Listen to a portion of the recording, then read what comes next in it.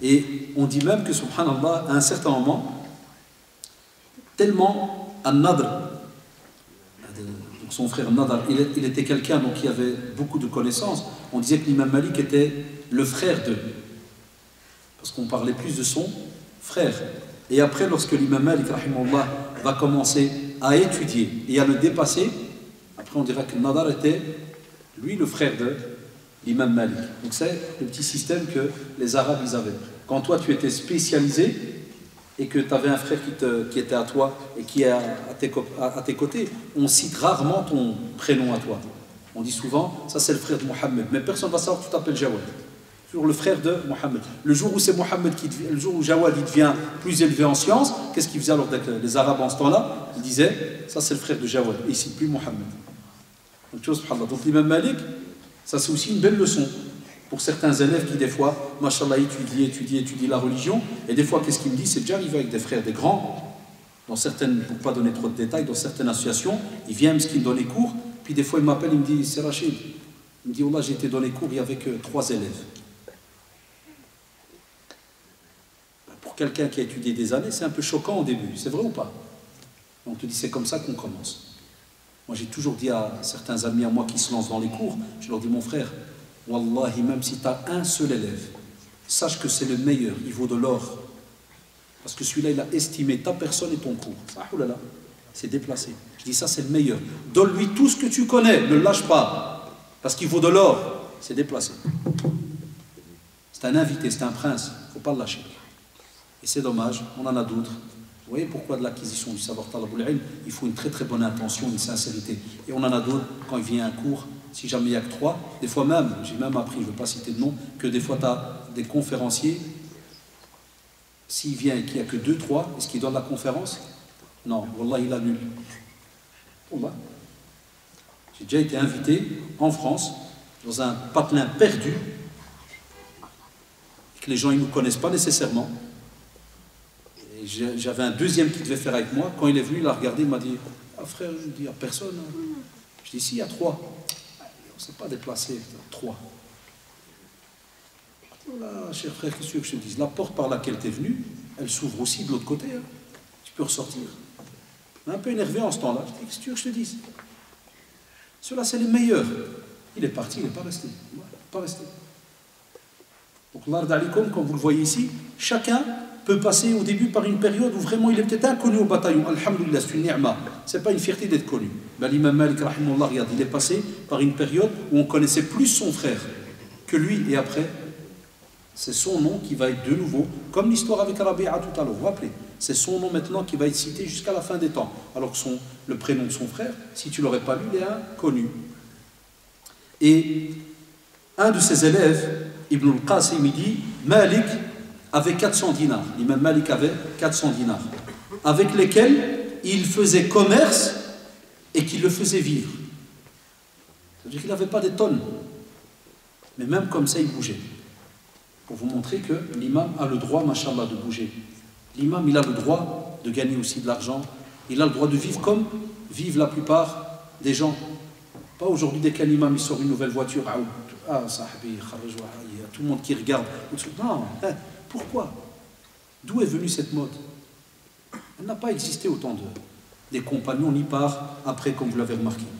Après cela, et je vous l'avais dit dans l'introduction, on vous dit que les ressources, ce qu'il avait comme entrée, l'imam Malik, rahimahullah, parmi les petites ressources qu'il avait, c'était des fois des dons, des cadeaux qui venaient de la part de certains califes.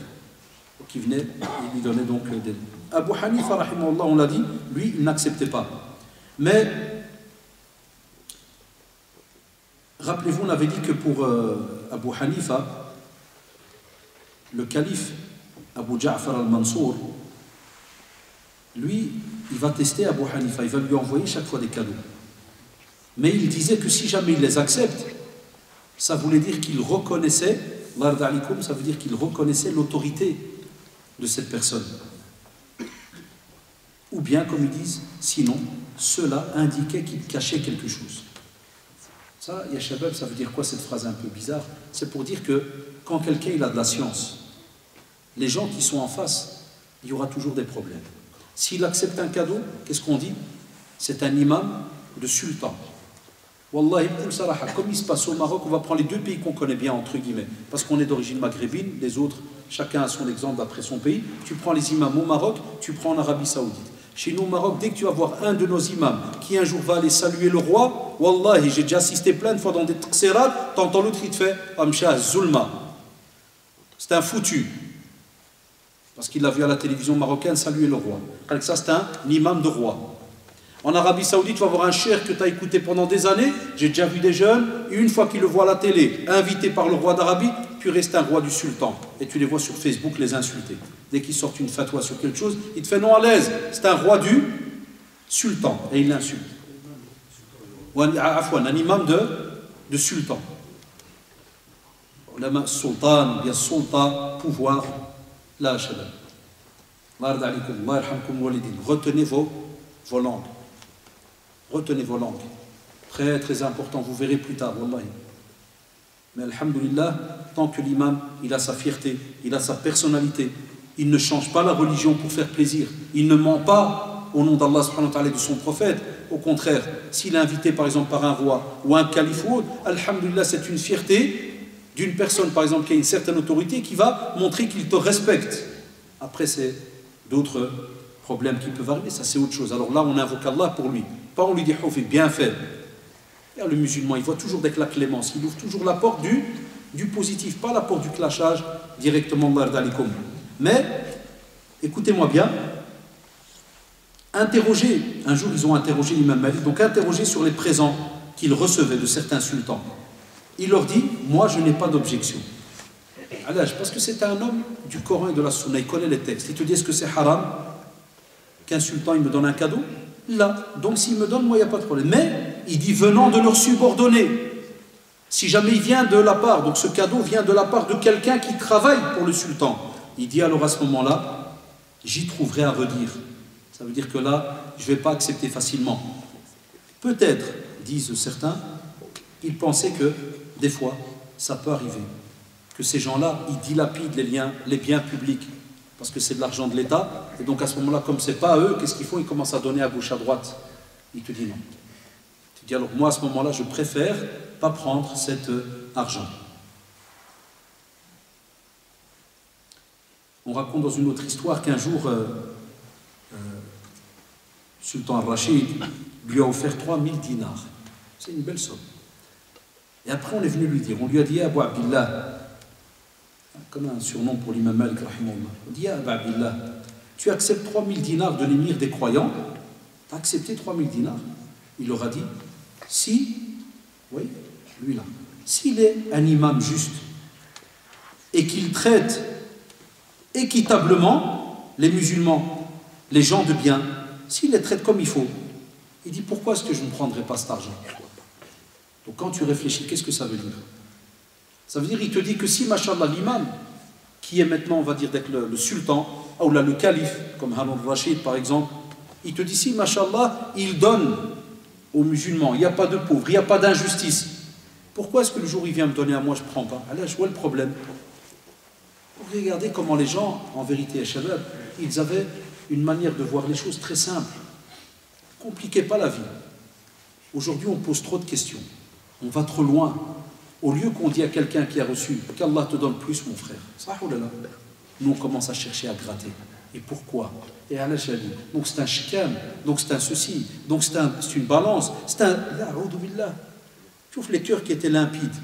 Il reçoit qu'Allah te donne plus. Aussi, Malik, rahimahullah, l'imam Malik, a aussi connu une certaine période où, Miskin, il n'avait pas assez de quoi manger. Spécialement au début de sa vie d'homme adulte. Donc regardez, ils sont passés par les deux côtés. Au point que, subhanallah, sa fille, elle pleurait tellement elle avait faim. Donc vous voyez, il y a des périodes où il reçoit, mais il y a aussi des périodes où, même sa maison, sa famille crevait de faim. Mais là, il n'y a personne qui parle là-bas. Mais même comme ça, subhanallah, écoutez-moi bien, il raconte à ce propos, il dit qu'il conseilla Abu Ja'far al-Mansour. Donc un jour, lui, l'imam Malik, il était chez le sultan, il lui a dit, Abu Ja'far al-Mansour, il lui a dit, s'il te plaît, ne néglige pas tes sujets. Ne néglige pas la population. Et un autre va lui dire, mais tu lui dis ça, Mais moi, je sais que lorsque ta fille pleure de faim, est-ce que tu n'ordonnes pas que soit actionné, écoutez bien, la pierre, avec le moulin, là, c'est le moulin qui est comme on dit chez nous en dialecte.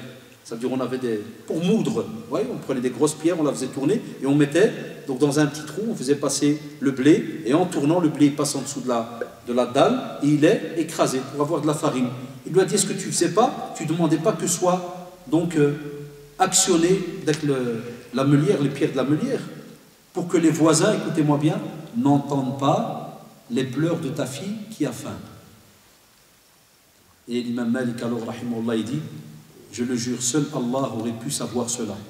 Si donc j'ai su cela, répondit l'autre, celui-là qui lui parlait, il lui dit, je n'aurais pas pu connaître l'état de mes sujets.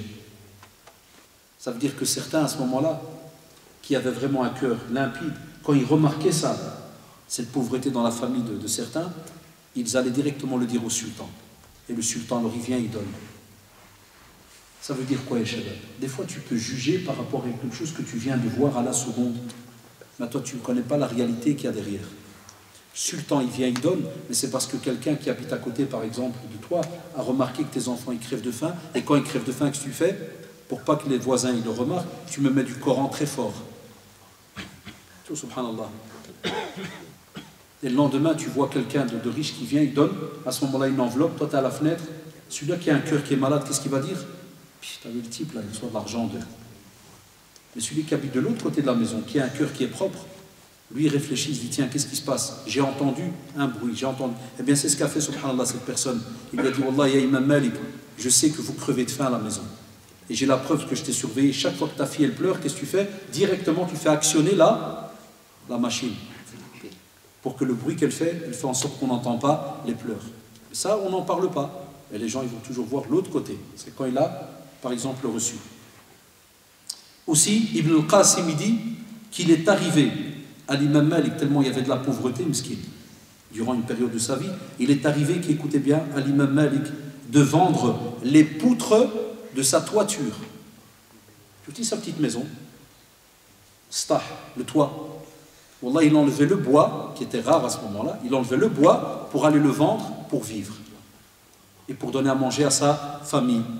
Et il dit, donc Ibn al-Qasim dit, jusqu'à ce que l'imam Malik, rahimahullah, s'est retrouvé assis sur de la paille.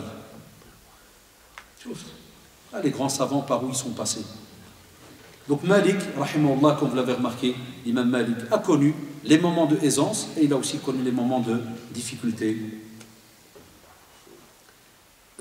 Concernant la situation d'Imam Malik al-Qadi Iyad, qu'est-ce qu'il dit, rahimahullah? Il dit, la raison en est la diversité des périodes de sa vie. Il est passé par différentes périodes. Car il vécut, et vous savez, l'imam Malik a vécu plus de 90 ans, les Shabab. Il a vécu plus de 90 ans. Pendant lequel il a été un imam qui a rapporté des hadiths. Il faisait aussi les fatwas, l'ifta, dont la parole fut écoutée pendant environ plus de 70 ans, puisque plus de 20 ans de sa vie, il a passé rien que l'étude. Donc 70 ans que les gens, ils écoutent sa parole.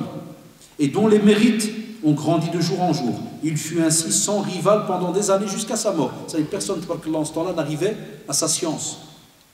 Il n'y a donc là aucune contradiction entre les différents récits.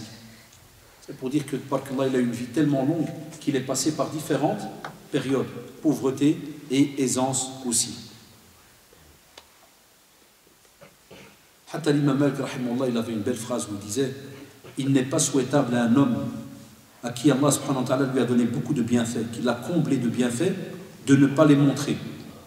Et regardez, il dit virgule, surtout quand c'est des gens de science. Aujourd'hui, si tu fais ça, plus jamais t'es imam. Donc l'imam Malik, rahimahullah, il dit normalement, quelqu'un qui a de la science, si Allah lui a donné des bienfaits, de l'argent, ceci, cela, il peut le montrer. D'où, subhanallah, on rapporte aussi, et on le voit, c'est pour ça que on dit souvent que le Maroc a suivi, mashallah, le madhab de l'imam Malik, rahimahullah, dans beaucoup de choses. On te dit que, si on le remarque, nos imams, si vous avez remarqué certains imams, même à la télé au bled, quand ils viennent, des fois faire un sermon, parler, comment ils sont habillés? Toujours avec le blanc cassé, toujours djellaba blanche, ça c'est très connu dans le madhab. Wallah, ou al-Burnos, c'est avec la grande cape blanche.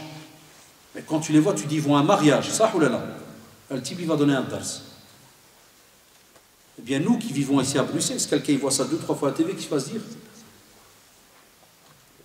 Est-ce qu'il se la pète le type là? Comment il est habillé comme un pingouin là?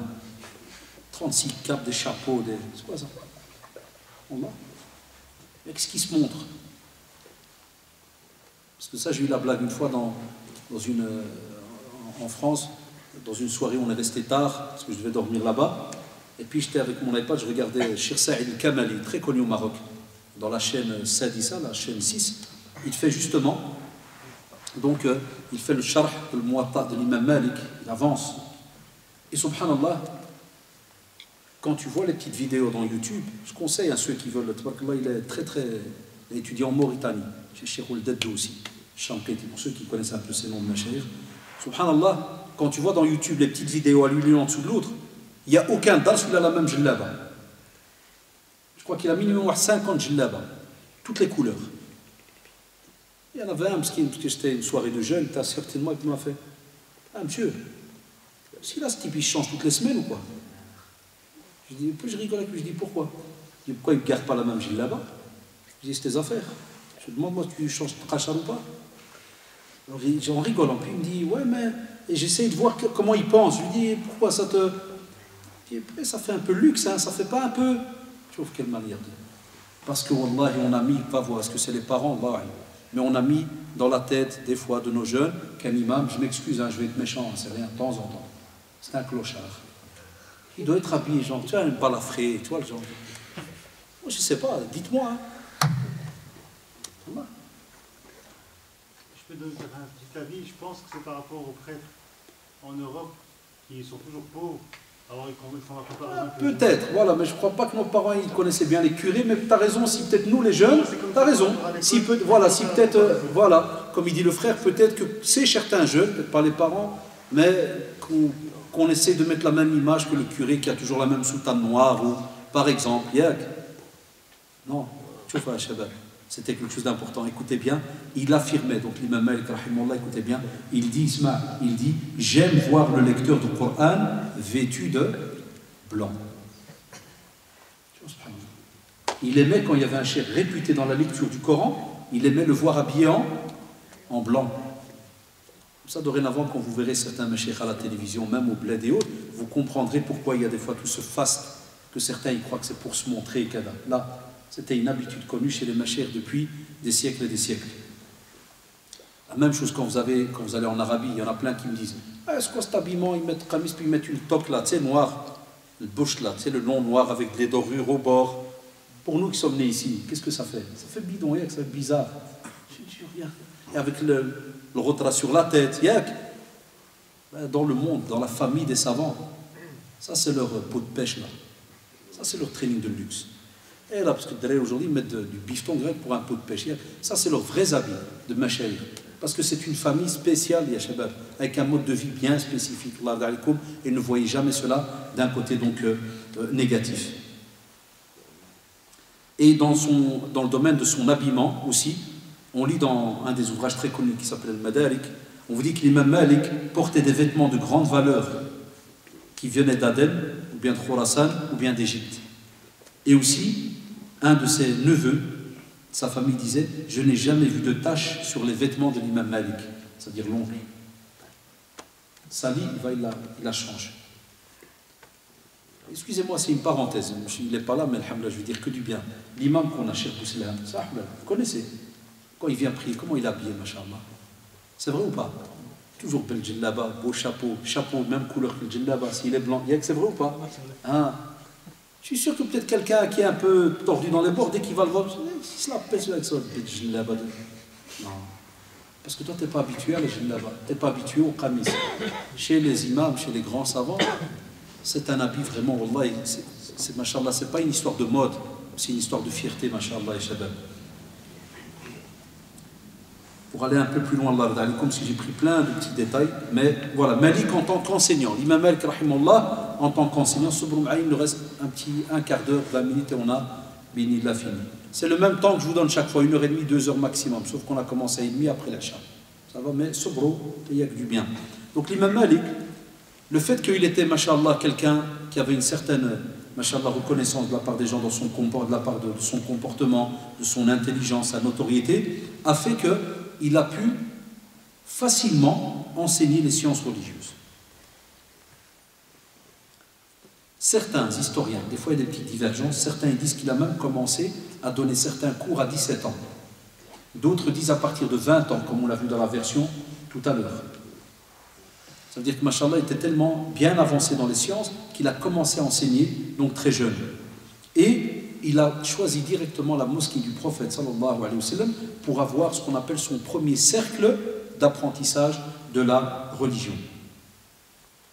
Et subhanallah, les historiens disent qu'il a choisi dans la mosquée du prophète sallallahu alayhi wa sallam, ils disent qu'il a choisi l'endroit où se tenait spécialement Omar ibn Khattab radiallahu anhu. Dans la mosquée, les compagnons, ils avaient des fois l'habitude soit de se mettre en face de mihrab, soit à côté, soit près du minbar. Il y a des compagnons qui avaient des habitudes comme ça. Donc lui, rahimahullah radiallahu anhu, il a choisi donc l'endroit où se plaçait Omar ibn Khattab radiallahu anhu. Pourquoi? Parce que c'est là que le prophète sallallahu alayhi wa sallam s'asseyait. Et les cours vont rester tout le temps dans la mosquée de Médine, jusqu'au jour où il va mesquine tomber malade, lorsqu'il va être vieux. Là, les cours ils vont être transférés à sa maison, avec les élèves les plus proches, masha'Allah.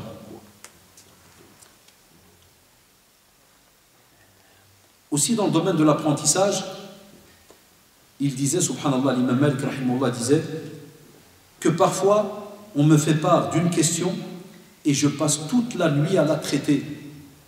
Vous avez entendu? Une question et il passe toute la nuit à la traiter.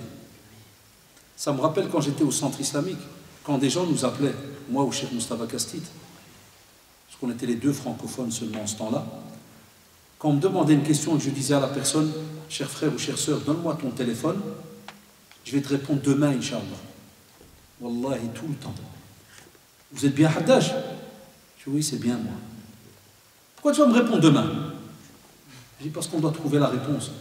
Wallahi, combien de fois il y en a qui m'ont insulté, qui m'ont dit, qu'est-ce que tu fous là? Comme ça, qu'est-ce que tu fous là? Wallahi, pendant les 12-13 ans, combien de fois je ne l'ai pas entendu?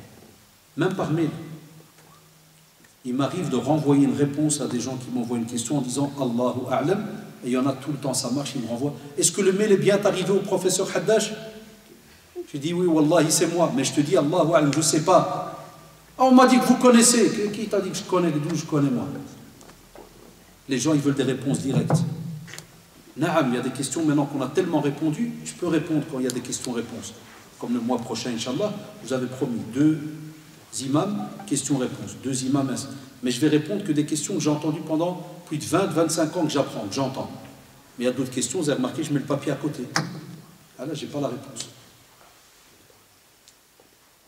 Il nous est arrivé au centre islamique de répondre, Wallahi, shahada lillah, après 1 mois, parce que j'ai envoyé la question en Arabie. Et j'ai appelé le cheikh en Arabie, à Riyad. Et le cheikh, des fois, il me respecte, il me dit, Cheikh Rachid, j'ai pas le temps. Je te rappelle dans peut-être 2 semaines. Tu peux pas, un cheikh commencer à lui dire, non, je suis pressé. Ça se fait pas. Ça n'existe pas dans notre monde, dans notre famille. Ça n'existe pas, tu peux pas. Tu dois accepter. Tu as dit 2 semaines. Dégage, va faire un tour au parc. Reviens dans 2 semaines. Comme j'ai dit une fois à un jeune, j'ai dit, est-ce que c'est une question qui fait que tu vas mourir dans 2 secondes? Ou que tu vas devenir kafir dans 2 secondes? C'est vrai ou pas?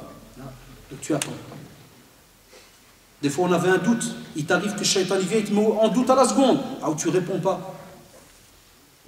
Il m'arrivait que je prends le cornet, je commence à répondre, puis je leur dis stop, smahli frère, wallah, je viens d'avoir un doute, je ne peux pas continuer la réponse. Tu me rappelles demain. Cheikh, il n'est pas là le directeur, je dois faire une réunion avec lui. Et il se fâchait. Ah frère, pour cette bête question, c'est ma bête question. Si elle est tellement bête, pourquoi tu m'appelles? Mohib. Pour cette bête question, tu as besoin de faire une réunion. Et naam frère. Et même cette réunion, si jamais il y a un doute, Wallah, moi je te réponds. Attache-toi au plafond si tu veux, je ne te réponds pas. Pourquoi? Parce que tu parles au nom de qui? D'Allah subhanahu wa ta'ala et de son prophète sallallahu alayhi wa sallam. Et c'est pour ça que l'imam Malik rahimahullah, écoutez-moi bien, il arrivait que certaines personnes qui venaient chez lui et lui posaient une question, il lui disait « Laisse-moi, je dois réfléchir ». Et il ne répondait pas à la personne. « Laisse-moi, je dois réfléchir ». Aussi, l'imam Malik, il disait, écoutez-moi bien, il disait la chose la plus éprouvante pour moi, c'est d'être interrogé sur une question, sur le halal ou le haram, car il s'agit de trancher dans la religion. Allahu Akbar. Quelle peur, quel ascétisme. Il dit, on vient, on me dit, ça, halal ou haram? Il dit, me donner à moi la responsabilité de trancher et de dire ça c'est haram, pour des sujets où il faut encore chercher. Il dit, c'était la chose la plus lourde. C'était très lourd. Et nous, derrière entre eux. Tout à l'heure, Allah subhanallah, tout à l'heure, avant la récré, juste après la sonnerie. Derrière, souvent, ils passent près de ma classe, c'est devenu comme un comité de fatwa. Ma classe, à l'école, c'est comme un comité de fatwa. Chaque fois, j'ai la blague. Dès qu'ils sonnent, ils n'accasent d'une autre classe de maths, ils viennent chez moi. Si on a parié 10 euros, yajouz, haram, halal. Les frères, attendez. Ouais, monsieur, commence pas à dire attendez, on te connaît, tu vas dire attendez. Tout le temps attendez. Si c'est normal, frère, il faut expliquer les détails. Qu'est-ce que tu as parié, de quoi, comment? Qu'est-ce que tu veux dire par parier? Et tu vois, vous savez ce que c'est, des stressés. Ah, monsieur, vite, vite, on n'a que 2 minutes. Il n'y a pas de réponse. Tu sais comment ils partent, ma'asbin? J'entends même des fois au fond du couloir, parce que devant moi, ils n'osent pas, ils ont peur de moins 5. Mais quand ils vont loin, que j'entends, il fait ah, je t'ai dit qu'on n'est rien, ce type. Une fois, je l'appelle, je fais Abdel. Non, ça va, monsieur, j'ai rien dit, j'ai rien dit. Et j'attends qu'ils reviennent chez moi en classe, je mets au tableau fatwa, et je souligne. Je dis, les gars, vous savez au nom de qui on parle? Et les jeunes entre eux, tu les entends crier dans la cour des fois. Wallah que c'est haram, je te jure que c'est haram, wallah. Fais gaffe, retiens ta bouche. Il y a des savants qui n'osent même pas, ou là qui répondent, et il te dit qu'un mois il a fait des recherches. Mais toi tu la reçois très simple, la fatwa devant toi, avec 2 petites phrases, et tu me dis, le type il m'a fait attendre 2 mois pour 2 phrases. Ou bien pour me dire oui. O-U-I. 3 lettres. Parce que c'est lourd. Le jour du jugement dernier, vous savez qui va être appelé? Le Moufti. Et tous ceux qui ont mis en pratique sa fatwa. C'est grave, c'est lourd les frères. Très lourd. Donc même vous dans vos familles, si des fois, c'est pas parce que vous venez tout le temps en conférence ou que vous suivez un cours et qu'on veut vous coller une question, quand tu ne sais pas, Wallah, même s'ils vont se fâcher, c'est Allahu A'lam. Il ne sait pas. On va plus loin, Shabab. Il lui est arrivé de tomber sur des questions complexes, difficiles, et vous savez ce qu'il dit, rahimahullah, l'imam Malik, il dit, écoutez bien, il dit, voilà une dizaine d'années que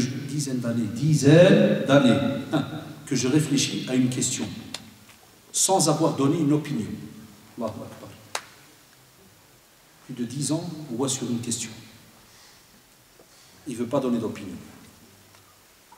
Et lorsqu'une personne, elle insistait, l'histoire elle est très très connue, c'est celle-là qu'on entend beaucoup dans les conférences, la personne lui dit, à l'imam Malik, elle dit, ya imam, je suis venu chez toi de très très loin, il y en a qui disent qu'ils venaient de l'Irak, des semaines et des semaines de voyage. Il dit, je suis venu de très très loin pour te poser une question et pour que tu me donnes une réponse, et toi tu me dis, je ne sais pas. Toi, le grand imam Malik, regarde, il essaie de l'allumer un peu. Toi, le grand imam, tu me dis, je ne sais pas, Allahu A'lam. Qu'est-ce qu'il lui dit? Il est imperturbable, sans qu'il ne change rien. Il lui dit, tu retournes dans ta communauté et tu leur dis que l'imam Malik, il a dit, Allahu A'lam. Il n'y a pas de problème. Retourne, même si tu dois refaire 2 mois de cheval. Et tu dis Allahu A'lam. Alors, pour terminer, 3 points. Comment il fonctionnait dans le domaine de ses règles? Quels principes il suivait dans son école? Premièrement, dans le domaine de la jurisprudence, par exemple. La première, c'est ce qui revient le plus, la jurisprudence. La première source, d'abord, il passait par le Coran. Il cherchait d'abord les versets, les jugements qui étaient déjà, subhanallah, spécifiés dans le Coran, les preuves juridiques. Il cherchait d'abord dans le Coran. Et il disait, si on m'amène un homme qui interprète le Coran sans être, il y a les jeunes, écoutez bien. Il dit, si on m'amène un homme qui interprète le Coran, qui commence à parler du Coran, il fait de l'exégèse, du tafsir, sans être un savant en langue arabe, il dit, wallah, je le punirai. Il dit, certainement, je le punirai. Ça vous rappelle rien, ça? Des fois, on est en famille le vendredi soir, devant un petit couscous,